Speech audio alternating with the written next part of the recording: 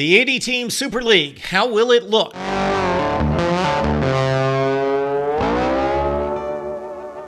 Hey, welcome in everyone to the Voice of College Football for the best in discussion, debate, and analysis based on your participation. We appreciate you being here. Please like the video and subscribe to the Voice of College Football. It was, of course, announced last week that there's a proposal on the table for an 80-team Super League. The big bonus here, the big calling card, the big draw to this for us college football purists and traditionalists is that it saves the little guy. The Wake Forest, the Boston College, the Oregon States of the world would be saved. I see two basic ways of putting these divisions together, so let's take a look. And approach number one would be to integrate those 10 group of 5 teams that are coming in from the group of 5 to join the current power conference structure of 70 teams and to integrate them into balanced divisions. And it would look something like this. Most of this is beautiful. Look at the Big Ten. It is the old Big Ten, pre-1993 and the addition of Penn State. Ohio State, Michigan State, Purdue, Northwestern, Illinois, Indiana, Wisconsin, Minnesota, Iowa. That was the Big Ten for decades. Same thing with not the Pac-12, but the Pac-10 minus Colorado and Utah. You've got the Pac-10 that existed from 1978 all the way up to a decade ago with Oregon State, Washington State, Stanford, Cal, USC, UCLA, Arizona State. Once again, we emphasize that the 80 teams are divided into 8 divisions. So those are 10-team divisions. So we continue on, and most of these lay out very nicely. Moving to the SEC, this is the SEC of pre-1992 and the addition of South Carolina and Arkansas, with Bama, Auburn, LSU, Ole Miss, Mississippi State, Georgia, Florida, Tennessee, Kentucky, Vanderbilt. That is the SEC that many of us grew up with. Remember the old Big 8? Well, it's back. But not with 8 teams, with 10 teams, because that's the format of this proposal. So we have to tweak it a bit. We will call it the Big 8, though, because we've got conferences all over the place that belie their naming rights, like the Big 10 with 14 teams. So it will be the Big 8. Again, Nebraska, Oklahoma reunited with Oklahoma State, Colorado, Iowa State. Missouri makes the move from the SEC back to the Big 8 with Utah, Kansas State. So, of course, Utah's a new entry there. They have never belonged to the Big 8. I love the old school Southwest Conference. Texas back with Texas Tech, Baylor, Houston, TCU, Texas A&M, SMU. Look at all those Texas schools playing in the same conference. Then we had to mix it up a little bit. We bring back Arkansas. You old timers remember Arkansas in the Southwest Conference as well. Then we've got a little flavor here with Tulane and Boise State.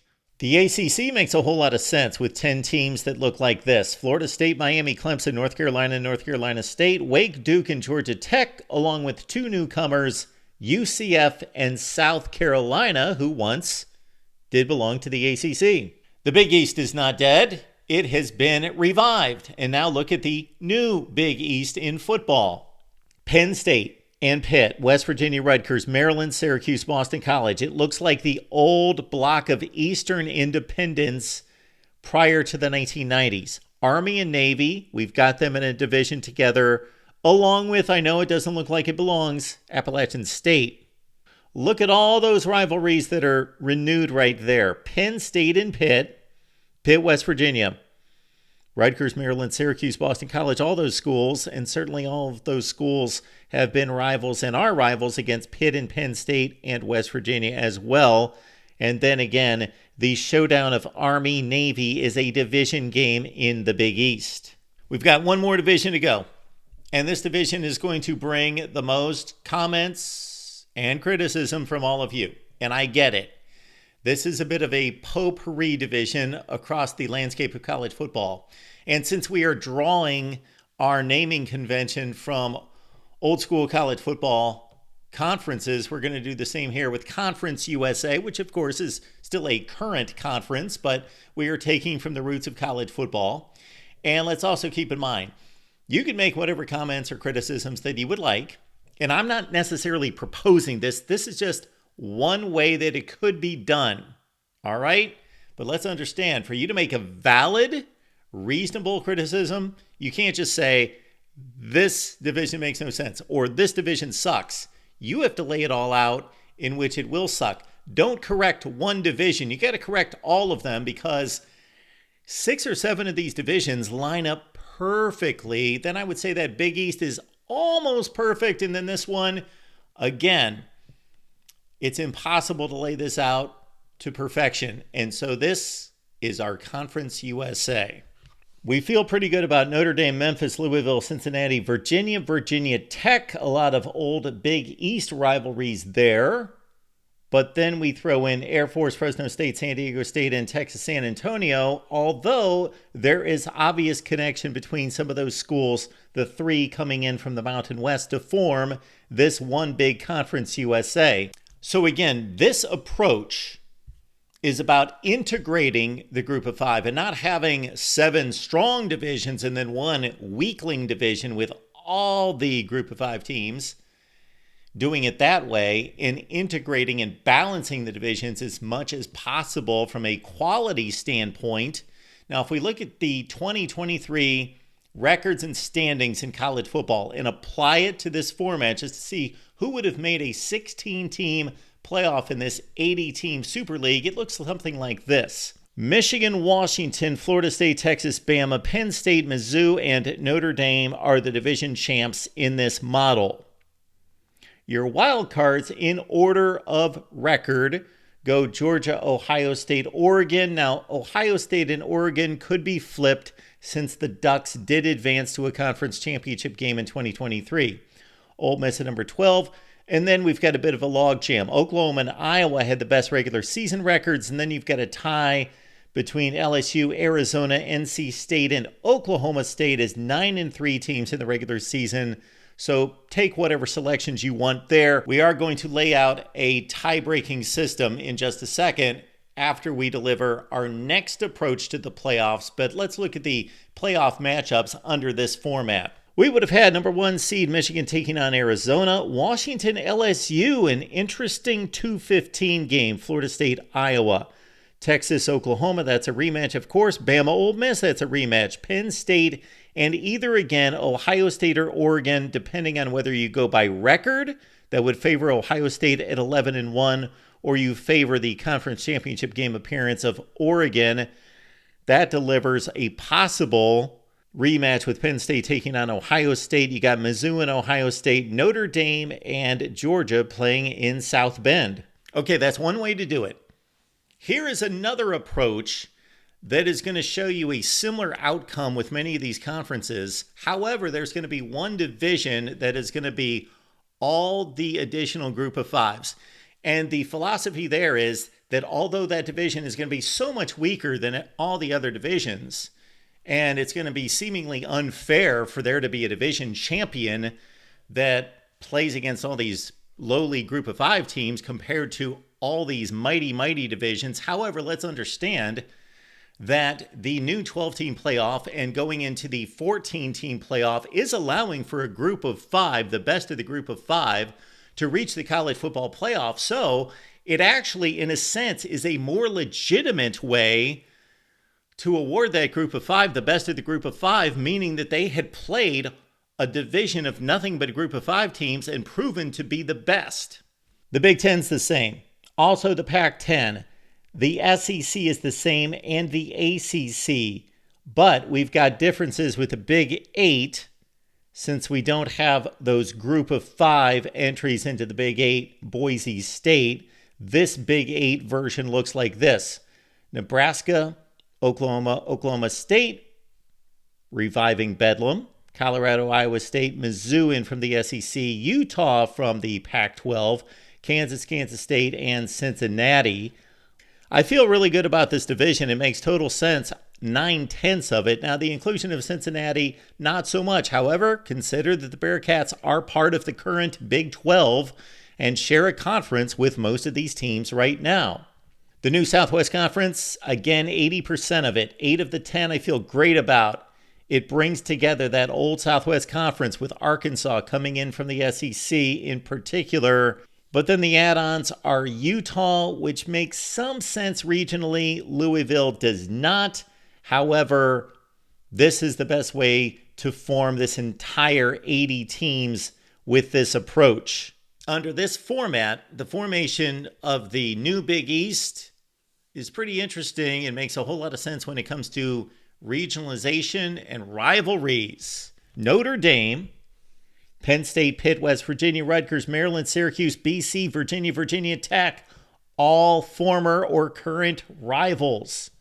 That's a great conference from that standpoint. Okay, here's where the real difference is. Whatever 10 teams get selected is the best of the group of 5. And keep in mind, if you have other choices to elevate from the group of 5 into this Super League, that's fine. Remember, it's going to be approached like the Premier Division in soccer, from what I understand, that if some of these teams falter, if they're 2-10, 3-9 type teams, they're going to be displaced anyway from the best of the current group of 5, the group of 5 that's left behind. So there is going to be opportunity for the teams that didn't quite make it to supplant the lesser teams from the division you're going to see right now. And again, in some ways, this is more valid, and I actually like this format better because the group of 5 is going to be given one automatic berth into the 12 or 14 team playoff, so they might as well all play each other in a division to clearly define and determine the best of the group of 5. So here's your Premier League. Memphis. You've got the 3 military academies, Army, Navy, Air Force. You've got the contingent coming in from the Mountain West Conference in Fresno State, San Diego State, Boise State. You've got App State coming in from the Sun Belt. Tulane's been one of the best of the group of 5s in recent years as well. Some others under consideration that will certainly be vying to supplant 1, 2, or 3 of these teams in future seasons, you would think. The recent success of Liberty, James Madison.